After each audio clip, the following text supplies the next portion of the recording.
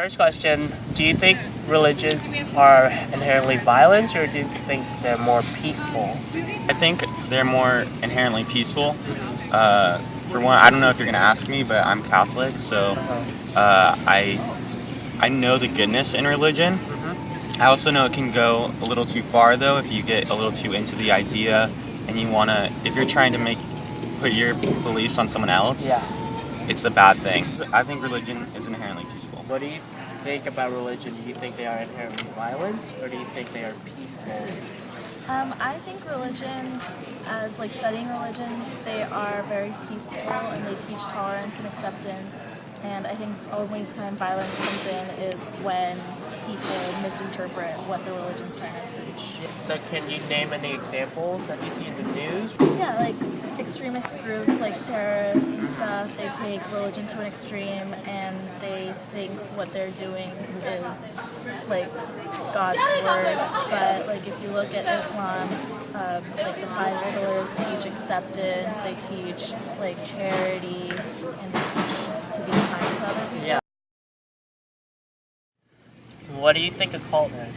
I think a cult is almost like a secret society or a group of people, a smaller group of people who believe in a very specific thing, and who also, there's usually rituals involved with what they do. They might do things like they all have a tattoo or they all have a certain, it doesn't have to be gang related or anything, but they might have something.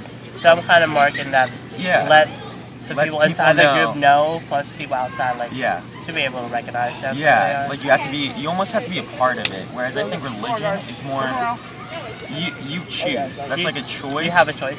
And a cult usually has one very distinct leader. If their leader was going to jump off a cliff, they would jump off a cliff. Right. Too. How do you feel if someone call you or your group a cult?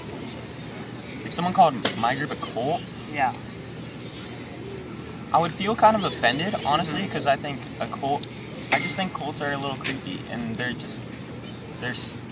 secretive, and I don't want to be secretive about anything. I don't want to be weird about anything. When you hear the word voodoo, what do you associate that with? Black magic. When you hear the word voodoo, what do you associate that with? Horror movies. Horror movies. I guess the way I've seen it is at a negative side to it. Yeah. So I think of it as something really creepy and just very creepy.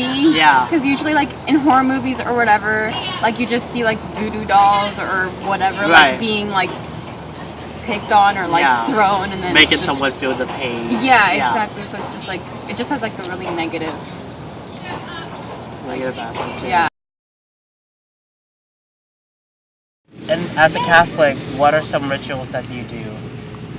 So some rituals we do, all the sacraments, for example, baptism, reconciliation, communion, confirmation. You have to go through the process. It's like anything. If you're going to be in the army or be a student, you have to go through a process. It's a step-by-step thing. So if someone, for example, who wasn't part of the faith and they accepted communion, I'd be kind of offended because they didn't go through baptism, or they didn't do this. They didn't show that they actually really care and believe. Do you feel that secret is necessary for a sorority? Yeah, actually I do. I think that a secret ritual or a secret tradition that we have would definitely separate us from a regular club or a regular group meeting on campus. It gives us a reason to wear our letters and stuff like that. And wear it with pride. And you don't want just someone from outside who barely did any work and just be I know everything about it. Yeah, so you've gone through the entire process and this is something that only you are privy to. What do you think a myth is? I think a myth can be viewed as something to make the reality seem less painful. In a way, so it's kind of I know a myth that I grew up with was the tooth fairy, and how it's not so bad to lose your teeth. Yeah. And how how little kids are scared to lose their teeth because it hurts. Of course, it hurts. So I guess the thing is it's not so bad to lose your teeth, and then you get a reward after. It's kind of easing your way in, almost easing your way to adulthood also, because you're growing in your adult teeth, and they're adult teeth? What? College? Yeah. What do you think a myth is? Oh yeah, that should be fine. And do you know any? Think of a myth as maybe some story with some fairy tale in it, some kind of imagination involved. Can you name like an example of a myth that you heard? Yeah, sure. I remember when I was a kid, my mom used to get me out of eating the watermelon seeds by telling me that I was going to have a tree grow in my stomach. Why do you think parents tells those kind of myths to their kids? To prevent them from doing something, but since like, kids are kids. Yeah, kids are kids, maybe logic doesn't seem so logical to them, or they're kind of tempted to try further, it's kind of like scare them up.